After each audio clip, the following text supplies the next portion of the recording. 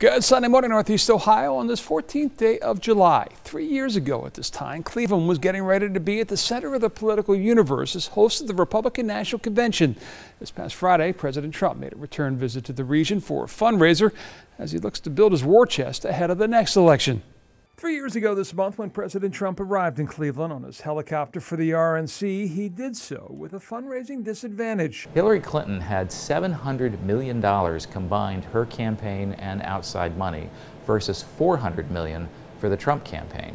His return trip in Air Force One for a fundraiser 3 years later tells a different story. President Trump raised the most in a 24-hour period of any candidate in this cycle, $24.8 million, when he announced finally that he was running for re-election. He's got over $100 million in the bank, and he is not splitting that money among a primary facing 24 challengers the way the Democrats are. Money that he's raising in Ohio and will be looking to spend in Ohio. He realizes that he needs to fight for every state that he got, particularly swing states like Ohio in 2016. The state is home to 9 so-called pivot counties that voted twice for President Obama, then switched for President Trump. The home county of the Lordstown GM plant, Trumbull County being one of them, going for a non-incumbent Republican for president for the first time since Herbert Hoover.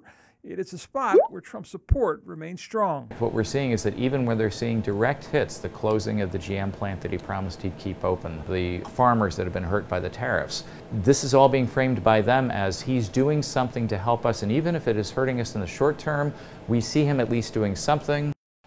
And the question for Democrats going forward is, can they field a candidate that can appeal to not only those voters, but to the Democratic base here in Ohio and across the country that failed to turn out in 2016? Well, motivation not a factor for those involved in the All-Star Week festivities here in Cleveland, which were a rousing success and put the city in a position going forward that is much stronger. The city of Cleveland, Ohio has rolled out the red carpet literally and figuratively.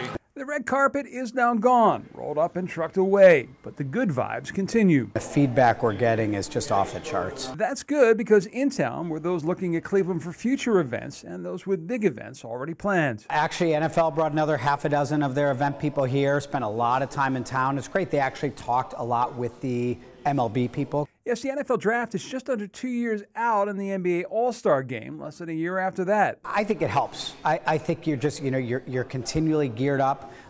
You keep a lot of those same systems in place, a lot of those same relationships in place, and you keep that energy going. The key, Gilbert knows, is to not be complacent. While Philadelphia, for example, put its best foot forward for the visit of the Pope in 2015, there was a noticeable letdown in spots the next year when they hosted the DNC. You know, it's funny. We actually sent a note to our staff with that exact message of not being complacent. That one event is done, and the next event we have, they have to feel in their own space every bit as special and well taken care of as Major League Baseball did. If we don't continue to do that, we're going to start to fail. It was 5 years ago this week that Cleveland learned they would be hosting the Republican National Convention. Successfully pulling it off in 2016 sent a message that this week's All-Star Game drove home. I think it's put us on a level with the top cities in the country at the ability to not just host, but successfully host anything that's thrown at us.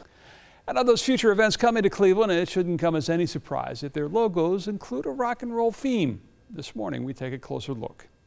When the Indians had their big All-Star logo reveal with this video last year, they tried to build up to the fact that it would be in the shape of a guitar. But the surprise would have been if it wasn't. After all, just about every major event that has come through Cleveland since we became the home of the Rock and Roll Hall of Fame has had a guitar worked into its logo. Cleveland rocks, we know it. And for years, that was our marketing pitch to the world. But in 2014, Destination Cleveland's own research found that while the Cleveland Rocks theme was known nationwide, it did very little to move the needle in terms of convincing people to visit. As a result, the decision was made to move away from saying Cleveland Rocks in favor of showing Cleveland Rocks, a city that was bold, proud, unapologetic. That didn't mean a departure from our rock and roll roots, though, and that's why we still see the guitar.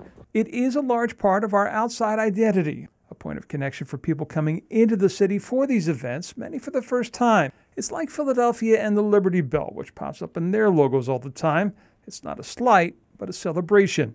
And remember, pre-Rock and Roll Hall of Fame, Cleveland's short-lived marketing pitch to the world was New York's the Big Apple, but Cleveland's the plum. No, seriously. So if there's a rock theme and the logos for the upcoming NFL Draft, NBA All-Star Game, or Women's Final Four, that's fine. We know there's much more to this city, and when they leave, so too will the people that those events bring. As evidenced by all the people that came to Cleveland this week for the All-Star Game and left hopefully as ambassadors. With Democracy 2019, I'm John Kosich. Enjoy your Sunday.